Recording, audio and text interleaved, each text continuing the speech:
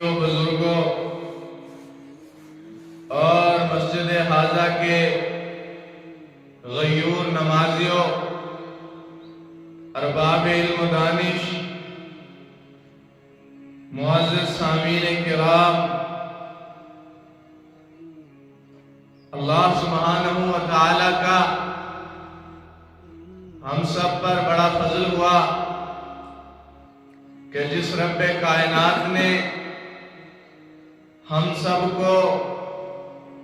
اپنے اس پاک گھر میں جمع ہونے کی توفیق عطا فرمائی اور بے شمار نعمتوں کا اعزاز، بے شمار نعمتوں کا سیرا ہمارے سر پر سجایا۔ لا تعدوا نعمت اللہ لا تحصوها، انسان اگر اس کا شمار بھی کرنا چاہے تو نہیں کر سکتا۔ پھر اللہ سبحانہ و تعالی مخاطب فرما کر کہتے ہیں فَبِأَيِّ آلَاءِ رَبِّكُمَا تُكَذِّبَانِ، اے بندے تو اپنے رب کی کون کون سی نعمت کو جھٹلائے گا؟ اور رب بھی کیسا رب؟ رب المشرقین و رب المغربین،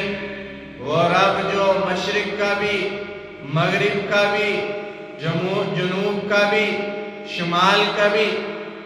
ایسا رب کہ جس کے بارے میں کہا کہ ساری سلطنت اس کے ہاتھ میں، تبارک اللہ، اور پاک ہے وہ ذات، بیدہ الملک، حکومت جس کے ہاتھ میں، علم فتح جس کے ہاتھ میں، دلوں کا بدلنا جس کی دو انگلیوں کے درمیان، انسان کے سینے میں دبے ہوئے رازوں کو جاننے والا، علیم بذات الصدور، ایسا رب ہے۔ اس رب نے انسان کے اوپر جہاں کئی سارے انعامات، جہاں کئی سارے فضل، جہاں کئی ساری نعمتیں عطا فرمائی، وہاں ایک نعمت رمضان المبارک کا مہینہ بھی ہے۔ اس رمضان المبارک کے مہینے کو اللہ سبحانہ و تعالی نے شہر الحرم بھی کہا، اور جو ہے مہینوں کا سردار کہا، ہفتوں کے دنوں کے سردار کو جمعے کے دن کو کہا، مہینے میں جو ہے سال کے اندر اس مہینے کو اللہ سبحانہ و تعالی نے جو ہے مہینوں کا سردار کہا، جہاں اس کے اندر جو ہے ایک رات ہے جس کو لیلۃ القدر کہتے ہیں، اس رات کو عطا فرمایا جو 1000 مہینوں کی عبادت سے افضل رات ہے۔ تو جہاں یہ کئی سارے انعامات کیے، وہاں اس مہینے کے اعزاز کو، اس کے اکرام کو، اس کے آنے کو، اس کے اندر زندگی کو گزارنے کو، اس کے اندر جو ہے رمضان کے مہینوں کے دنوں کو گزارنے کو، وقت کے گزارنے کو، اور اس کے اعزاز اور اکرام کو بھی اللہ سبحانہ و تعالی نے اسی طرح اعزاز کے ساتھ بیان فرمایا۔ اس لیے کہ جب کوئی بڑا آفیسر یا کوئی منتری یا کسی ملک کا بادشاہ یا صدر آتا ہے تو اس کے لیے پہلے جو ہے گارڈ آف آنر کا انتظام کیا جاتا ہے، اس کے پروٹوکول کا خیال رکھا جاتا ہے۔ اسی طرح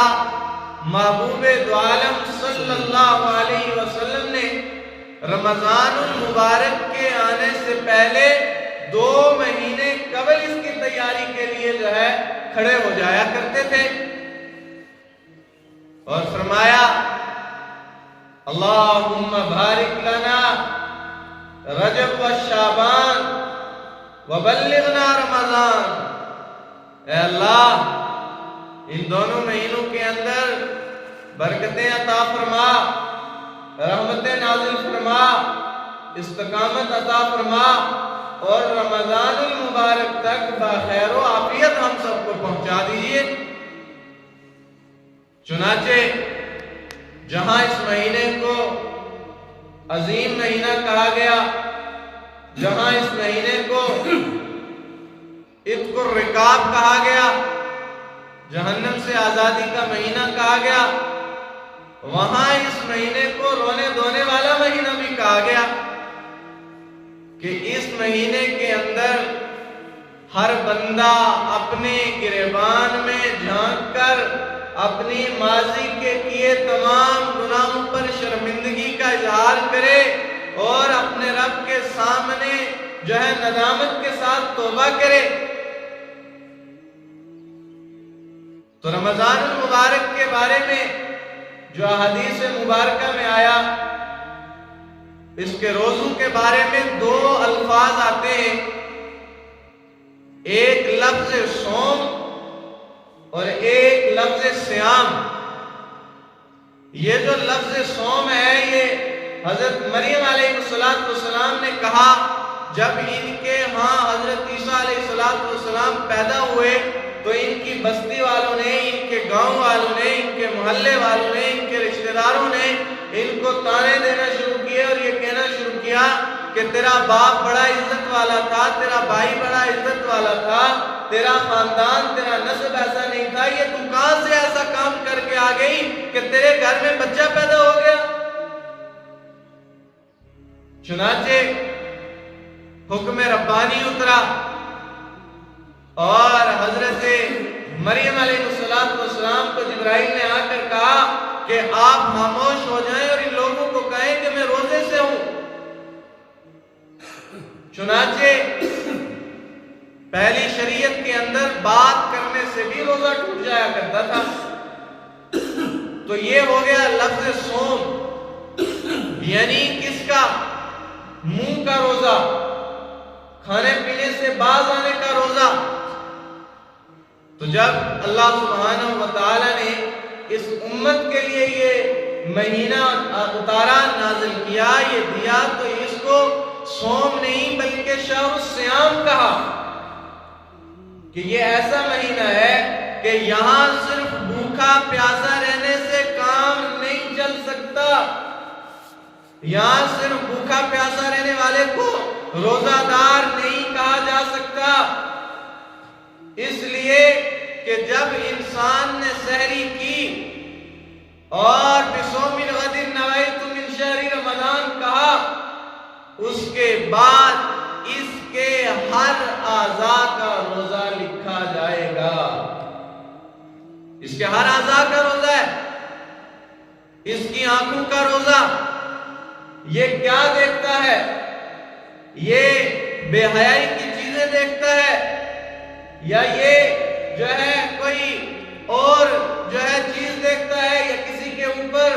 اپنی آنکھیں تان کر اس کے عیبوں کو ٹٹولنے کے وجہ سے اس کو دیکھ رہا ہے،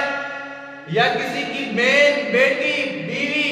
یا کسی کی عزت کو جو ہے درندگی بری نگاہوں سے دیکھ رہا ہے، یا اپنے فون کے اندر کوئی ایسی شے دیکھ رہا ہے، گانا دیکھ رہا ہے، فلم دیکھ رہا ہے، کوئی کمیڈی دیکھ رہا ہے، کوئی ڈرامہ دیکھ رہا ہے، تو یہ روزے کا ایک اعضاء اس کے پاس سے ٹوٹ گیا۔ چنانچہ اس کے بعد زبان کا روزہ، منہ کا روزہ، کہ یہ بندہ روزہ رکھ کر کیا کرتا ہے، اس کی زبان سے کیا جملہ نکلتا ہے، اس کی زبان سے اللہ کا ذکر نکلتا ہے، یا اس کی زبان سے کسی کے لیے بھلے لفظ نکلتے ہیں، بھلے بول نکلتے ہیں، یا اس کی زبان سے کسی کی تعریف نکلتی ہے، یا اس کی زبان سے کسی کا دل خوش ہوتا ہے، یا اس کی زبان سے کسی کے غم میں جو ہے ہلکا پن محسوس ہوتا ہے، یا اس کی زبان سے کسی کا دل چیرا جاتا ہے، یا اس کی زبان سے کسی کی غیبت کی جاتی ہے، یا اس کی زبان سے کوئی بہتان لگایا جاتا ہے، یا اس کی زبان سے جھوٹ بولا جاتا ہے، یا اس کی زبان سے سودی کاروبار کیا جاتا ہے، یا اس کی زبان سے دھوکہ دیا جاتا ہے، تو فرمایا کہ انسان کے روزے کا دوسرا اعضاء بھی ٹوٹ گیا۔ چنانچہ اس کے بعد انسان کے ہاتھ، اب انسان کے ہاتھ کا بھی روزہ ہے، یہ انسان اپنے اس ہاتھ کے ساتھ کوئی حلال چیز پکڑتا ہے، کوئی حرام پکڑتا ہے، کسی کو ایذا پہنچاتا ہے، کسی کو تکلیف دیتا ہے، کوئی اس کی وجہ سے پریشان ہے، کسی کی اس کی وجہ سے تکلیف محسوس ہو رہی ہے، تو گویا روزے کا تیسرا اعضاء بھی ٹوٹ گیا، تیسرا جز بھی ختم ہو گیا۔ چنانچہ اس کے کان، ان کا بھی روزہ ہے۔ فرمایا کہ اس کان سے وہ سنتا کیا ہے؟ قرآن سنتا ہے، گانا سنتا ہے، میوزک سنتا ہے، غیبت سنتا ہے، کسی کی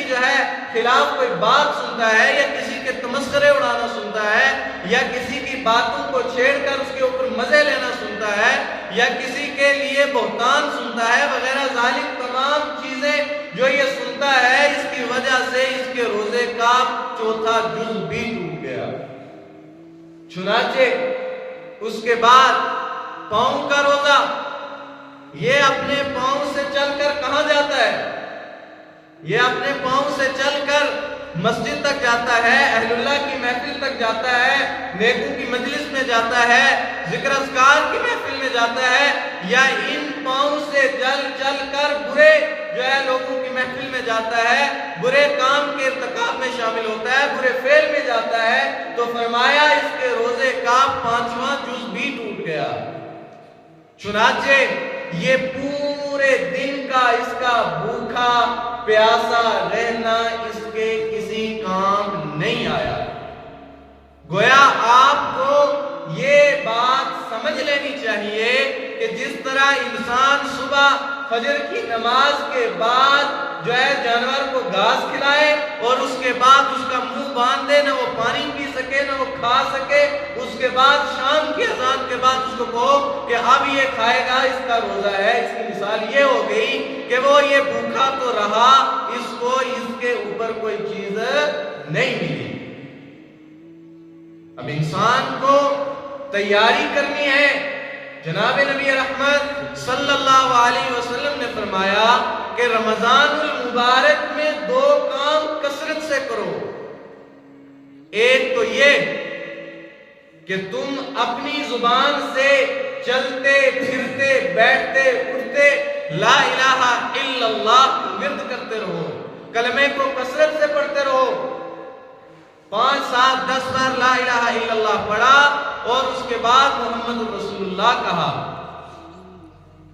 اور دوسرا یہ کہ رمضان المبارک کے اس مہینے کے اندر آپ استغفار پر کثرت کریں۔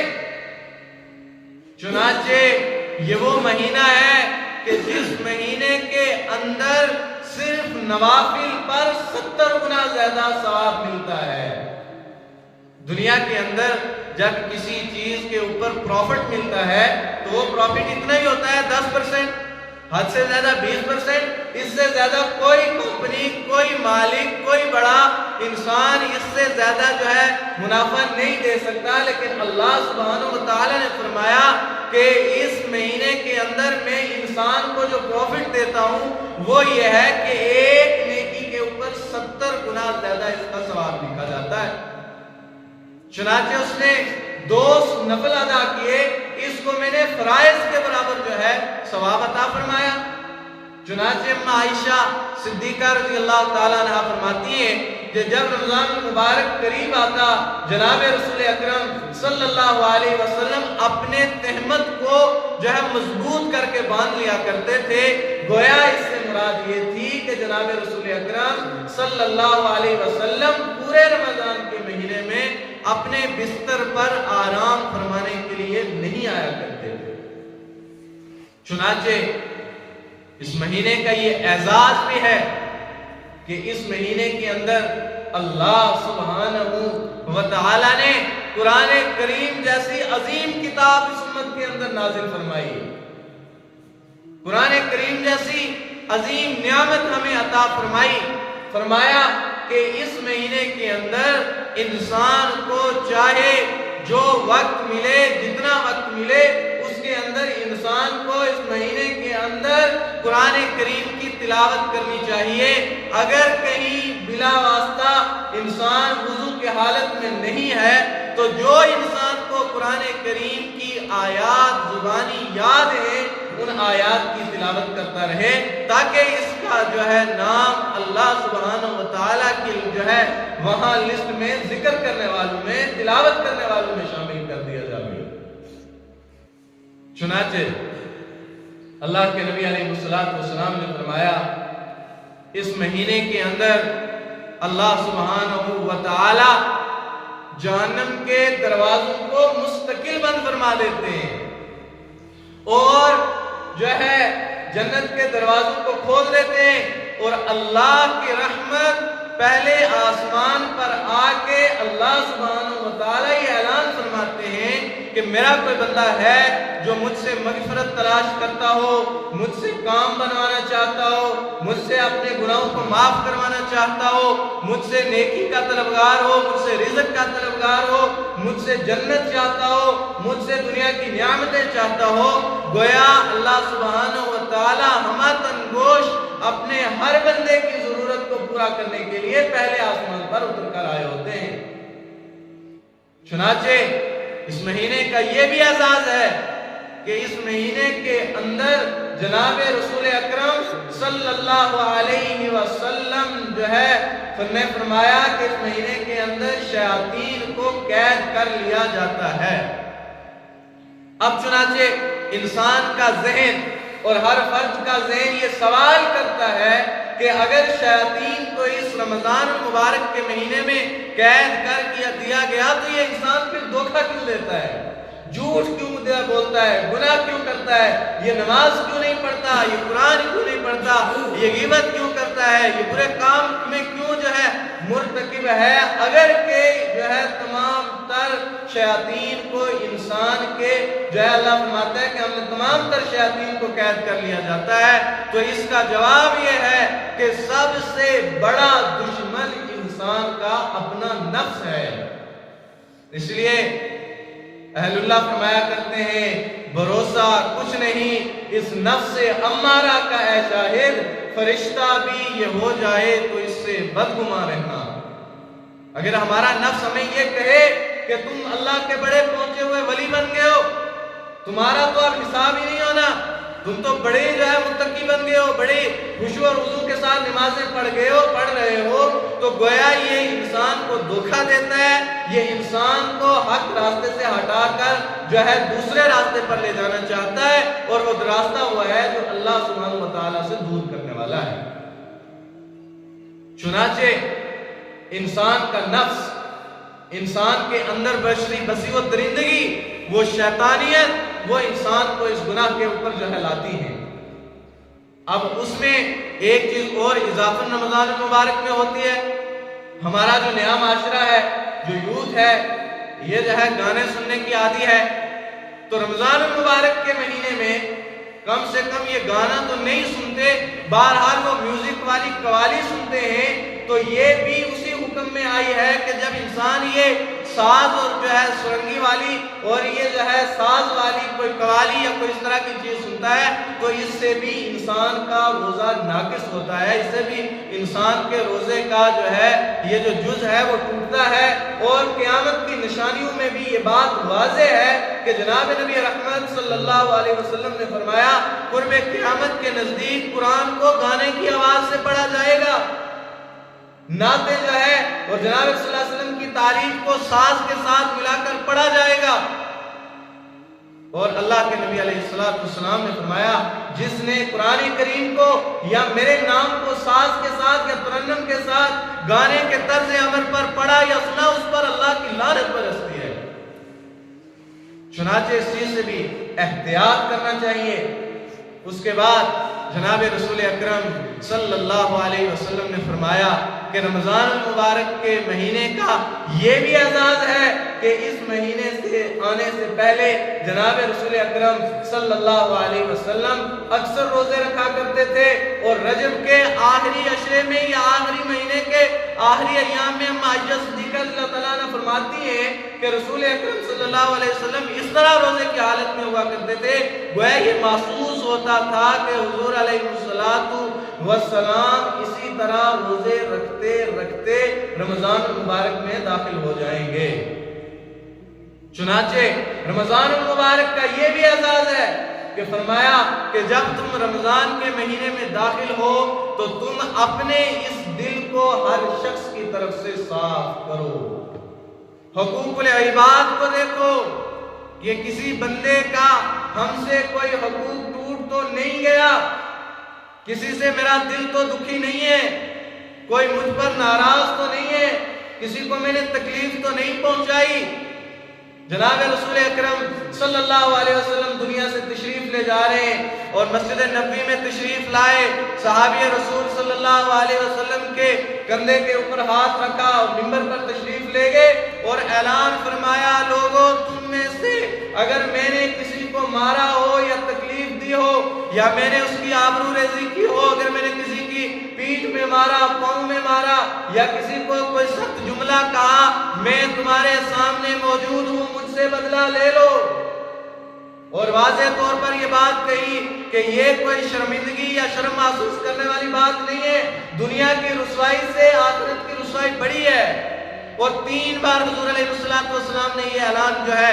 کیا. پھر ظہر کی نماز ادا فرمائی, پھر دوبارہ منبر پر تشریف لے گئے اور پھر حضور علیہ السلام نے پھر یہ اعلان کیا. پھر ایک صحابی کھڑے ہوئے اور فرمایا, یا رسول اللہ صلی اللہ علیہ وسلم, آپ نے 3 دینار یا درہم مجھ سے لیے تھے جو آپ نے ادا نہیں کیے. حضور علیہ السلام نے فرمایا, نہ میں تجھے قسم دیتا ہوں نہ میں تجھے کہتا ہوں تو جھوٹ بولتا ہے, مجھے یاد دہانی کروا دے کب لیے. فرمایا, آپ کے گھر میں سائل آیا تھا, آپ نے مجھ سے لے کر دیے تھے. حضرت نوافل رضی اللہ تعالیٰ عنہ سے کہا فضال بن نوافل کو کہ آپ اس کو ادا فرما دیں. اور پھر فضال بن نوافل رضی اللہ تعالیٰ فرماتے ہیں حضور عورتوں کے مجمع میں گئے, وہاں بھی 6 مرتبہ ان الفاظ کو دہرایا اور یہ بات کہی کہ اگر کسی کا حق میری طرف ہو یا میرا کسی کی طرف حق ہو یا میں نے کسی کو تکلیف پہنچائی ہو تو مجھے وہ اس کا بدلہ لے لے, مجھ سے اس کی اجرت لے لے, اور بہترین عمل یہ ہے کہ وہ اس کو معاف کر دے.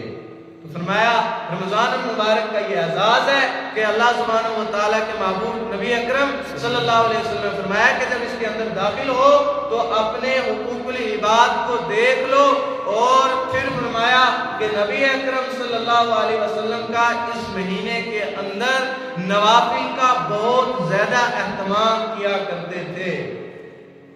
اور وہ اس امت کے لیے رویا کرتے تھے, اس امت کے لیے دعائیں کیا کرتے تھے اور فرمایا کرتے تھے کہ میں اپنی زندگی کا سب سے